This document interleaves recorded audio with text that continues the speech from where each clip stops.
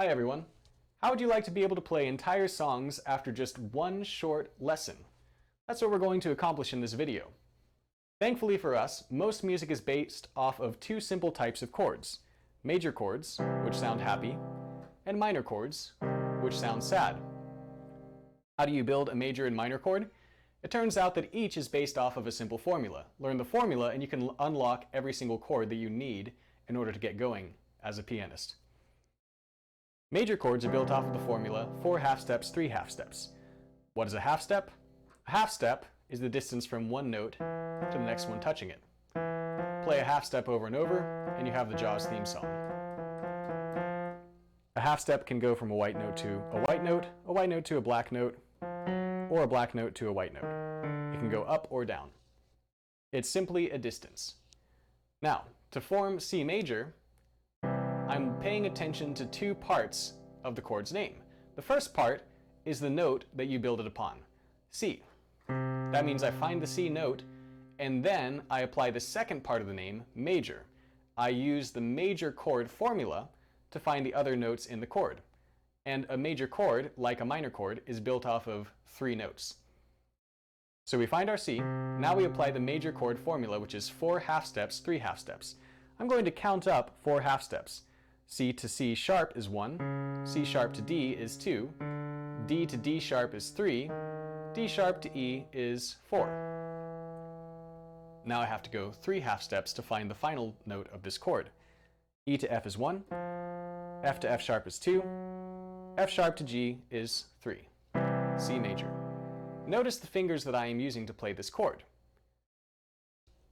On my left and right hands, which of course are mirror images of each other, as yours are too, we have a total of 5 fingers, as you know, and we can number them with thumbs being number 1, pinkies being number 5. When you play basic chords, 1, 2, 3, 4, 5, we're going to use fingers 1, 3, and 5 to play the basic chords. So I'm using finger 5, finger 3, and finger 1 of my left hand to play C major. And if I wanted to play a C major on my right hand, I would do the mirror image, 1, 3, and 5. When I'm aiming for chords with my left hand, I'm going to aim for the lowest note using my pinky, and I'm going to aim for the lowest note using my thumb with the right hand. The same fingering applies to any type of basic chord, as in a basic major or minor chord. Now, we played C major. Can you use that 4 half steps, 3 half steps to find D major? I would encourage you to pause the video and try it on your own. Now I'll show you. We're going to start with the note D. Now we're going to go up 4 half steps. D to D sharp is 1, D sharp to E is 2, E to F is 3, F to F sharp is 4. After 4 half steps comes 3 half steps for a major chord. F sharp to G is 1, G to G sharp is 2, G sharp to A is 3. So D major is the notes D, F sharp, A, played again with fingers 5, 3, 1. You can actually find any major chord just by using that formula. How many major chords are there in total? 12, because there are 12 different notes on the keyboard, and you can create a major chord beginning with any of them. Let's move on to minor chords. We'll begin using D minor. Just like for a major chord, minor chords have 2 parts to their name. D tells you the first note, and minor tells you to use a minor formula to find the other 2 notes. What is the minor chord formula? It's the exact reverse of the major chord formula. The major chord formula is 4 half steps, 3 half steps, and the minor chord formula is 3 half steps, 4 half steps, which makes it easy to remember. So we're going to count up from D. 1, 2, 3 takes you to F. 1, 2, 3, 4 takes you to A. D, F, A is D minor, and notice it sounds sad, confirming that it's a minor chord. What about C minor? This is a little trickier because it has a black note in it, so you can pause the video and try to find it on your own if you'd like. I'm just going to move straight ahead. C is the first note in C minor. Now we count up 3 half steps, C sharp, D, D sharp, 4 half steps, E, F, F sharp, G. There's our C minor. Let's compare a C minor to a C major. What's the only difference? The middle note. That's a very convenient thing about minor and major chords.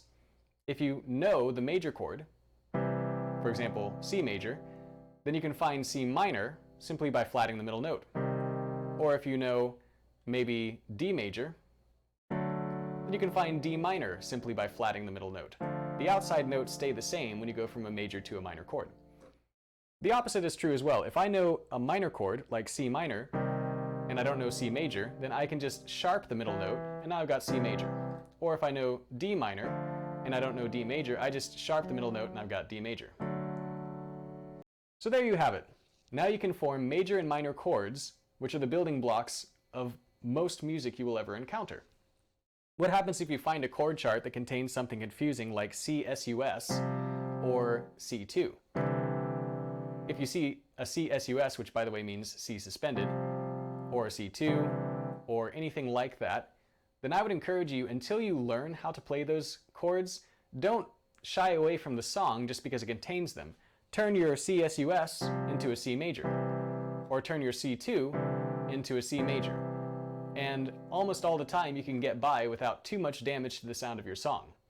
And what happens if you see a minor chord with something scary added to it that you don't recognize, like D minor 7?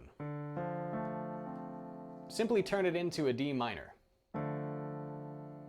And then you can get by until you learn how to play those chords. So that's about all you need. I would encourage you to click on the link in the description, which will take you to a document with tons and tons and tons of chord charts from which you can practice. I even have a couple of tabs with beginning songs for the keys of C and G. When beginning on piano, I definitely recommend going to the key of C. And you'll find songs of different difficulty levels all sorted out for you, and also organized according to which chords they contain. So, hope you found this video useful, and I hope you find the resources that I've linked very useful as well. I welcome you to like, comment, or subscribe, and I hope to see you next time. God bless.